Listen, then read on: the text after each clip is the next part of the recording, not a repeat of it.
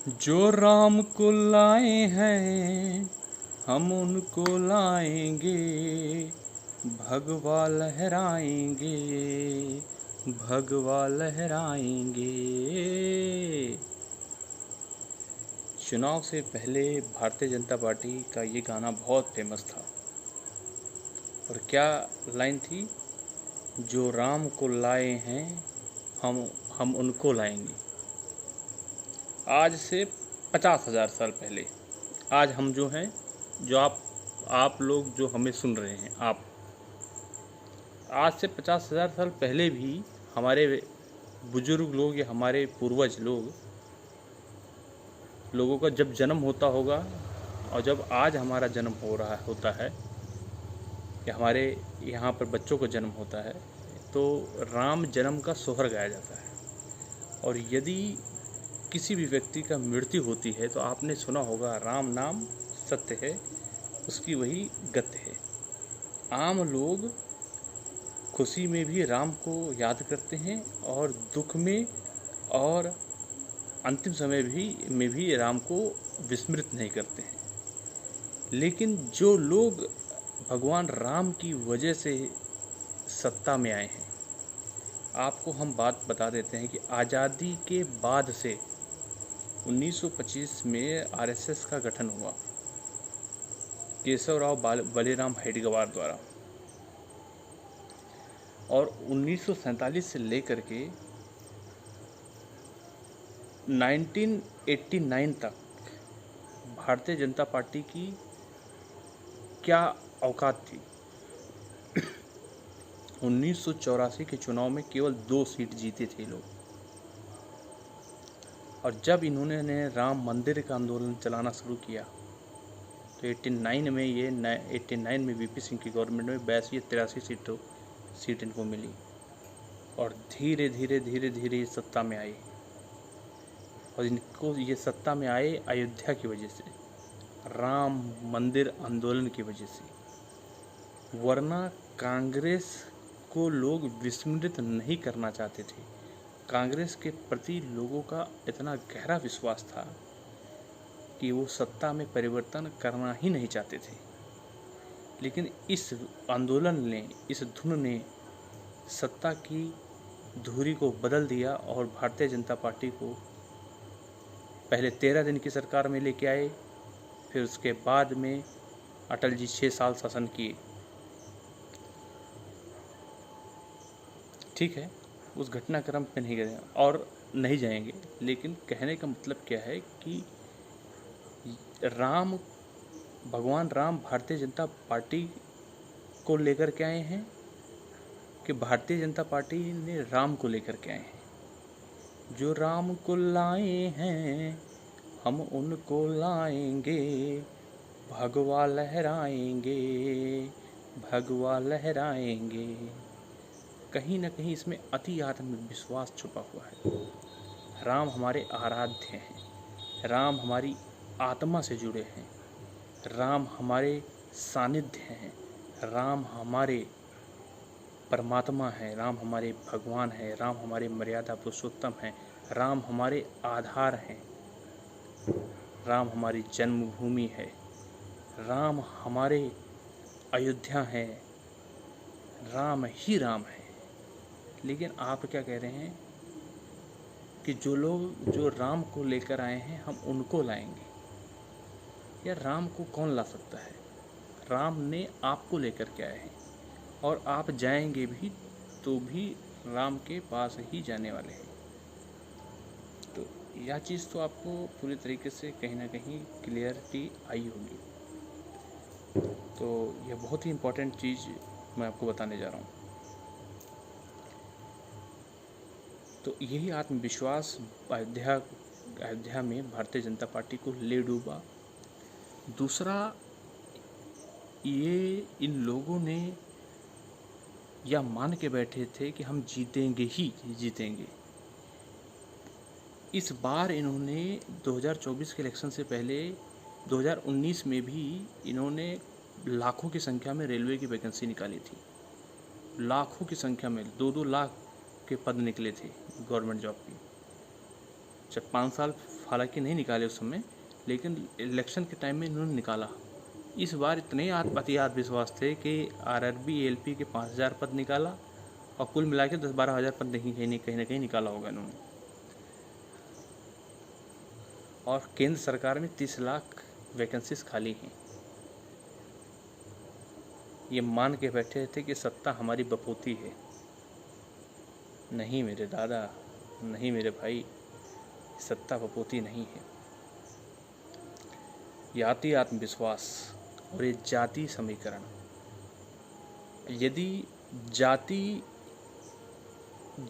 अगर कहते हैं जाति नहीं, अगर ये चली जाती तो हम इतने वर्षों तक गुलाम नहीं होते। हमारी गुलामी का कारण यही रहा है।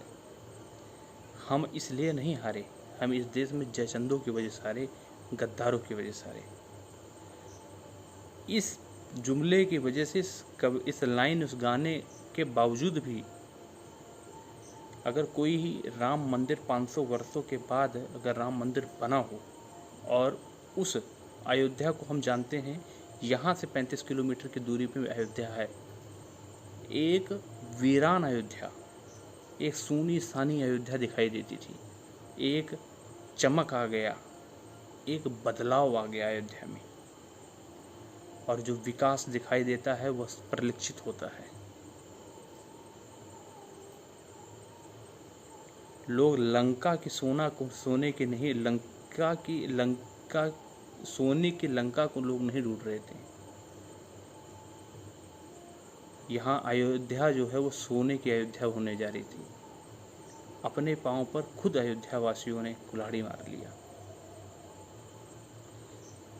अयोध्या में जो विकास और जो डेवलपमेंट, अयोध्या में एयरपोर्ट, इंटरनेशनल एयरपोर्ट, और जो परिवर्तन और जो डेवलपमेंट मुझे दिखाई दिया, शायद अगले 5 साल में जो कायाकल्प होने वाला था, अब वो ब्रेक लगेगा।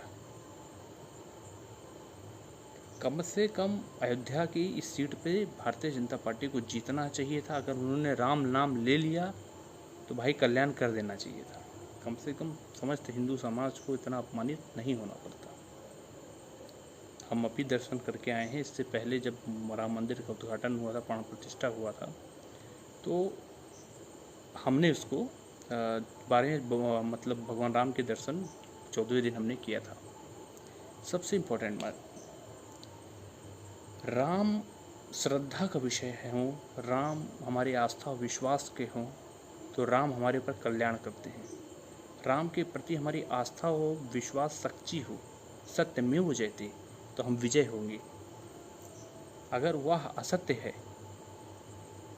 तो भगवान राम को कोई धोखा नहीं दे सकता, वो अभी जानते हैं।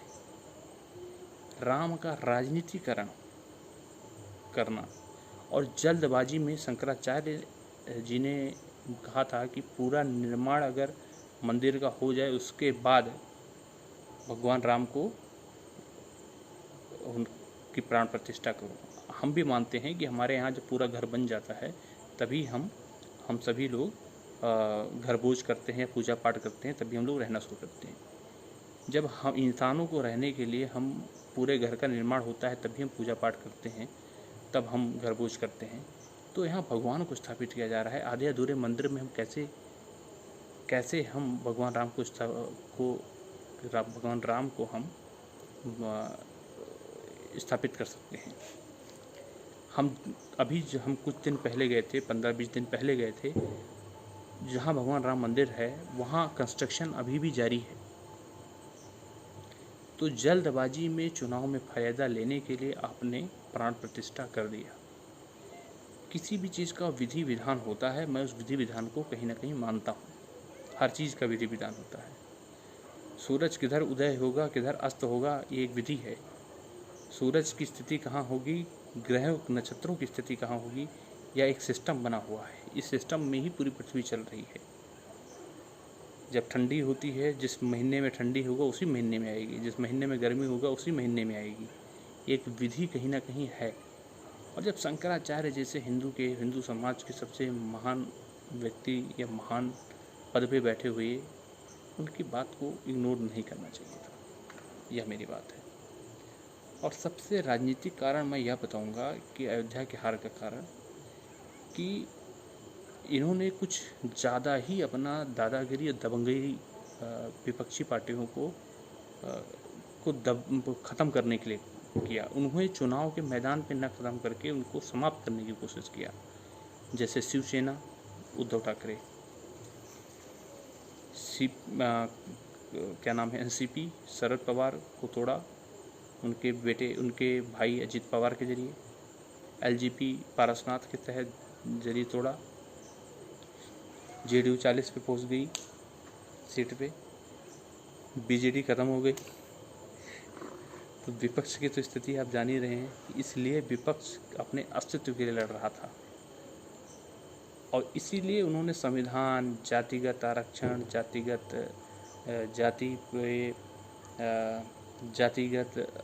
जाति आधारित जनगणना, उन पर फोकस किया कि हिंदू समाज को कैसे बांटा जा सकता है, हिंदुत्ववादी ध्रुवीकरण न हो। और जाति है जो हजारों सालों से रही है, जाति है जो हमारे समाज में, इसी वजह से विदेशी शक्तियाँ हमारे पर राज की हैं। वो जाएंगी नहीं, वो फिर उगाएंगी अगर उसको छेड़ा जाएगा। इसकी ज़मीन इन्होंने तैयार की। 2019 में वो ज़मीन नहीं थी। सीआरपीएफ के अटैक में 40 जवान शहीद हुए। उसके बाद बालाकोट स्ट्राइक के बाद देशभक्ति की भावना से प्रेरित थी पूरी देश की जनता, बजाय किसी पार्टी विशेष पर फोकस करने में। तो ये सारी ज़मीनें ख़त्म हो गई थी। जाति आरक्षण, संविधान और जाति आधारित जनगणना, ये सब खत्म हो गया था। तो तब तक के लिए आप सभी को मेरा धन्यवाद। जो राम को लाए हैं हम उनको लाएंगे, भगवा लहराएंगे, भगवा लहराएंगे। शक्ल यार मेरे को अपनी, आपको मेरी शक्ल नहीं अच्छी लग रही है, मुझे भी अपनी शक्ल अच्छी नहीं लग रही है, लेकिन क्या करें यार, गर्मी थी। धन्यवाद।